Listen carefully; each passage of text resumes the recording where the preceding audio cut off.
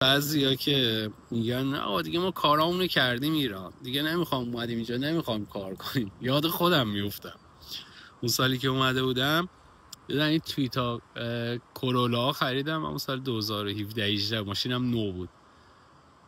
خدمتش بودم میرم میگردم واسه خودم تفریح میکنم، ایرانم که درآمد دارم، بلش کن چقدر دیگه کار کنیم. به خدای 6 ماه دووم نیوردم، یعنی احساس بیهودگی میکردم. چقدر باشی بری دریا و این شهر و اون شهر و نمیدونم چقدر راکی بالکی بخوری و بمانه مرکز خرید به این برون.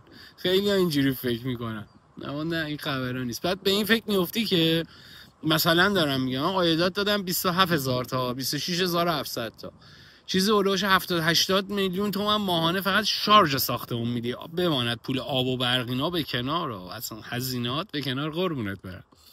بعد اینا تبدیلش میکنی اذیت میشه. خب بذار اینجا یه کاری را بندازم، شروع ماجرا میشه.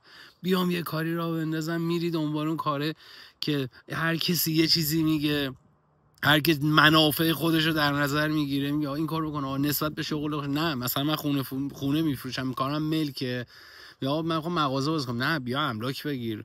یا کسی برعکس این کارش، حالا دیگه خودتون گرفتید تا آخرش چی میگم دیگه. بعد اذیت میشی اون موقع که خسته میشی یه کاری بکنی، بدترین روزش همونه دیگه که تصمیم اشتباه میگیری و سرمایت از بین میره. بعد حالت بد میشه، احساس اون تحقیر شدنه به دست میده. بعد میگی چیکار کنم، ولش کن همه کلاهبردارم برگردیم ایران. من به نظرم کسایی که توی کشور خودمون نتونستن موفق بشن، خیلی درصدش، خیلی احتمالش کمه که اینجا بتونن با این شرایط کنار بیان و موفق باشن.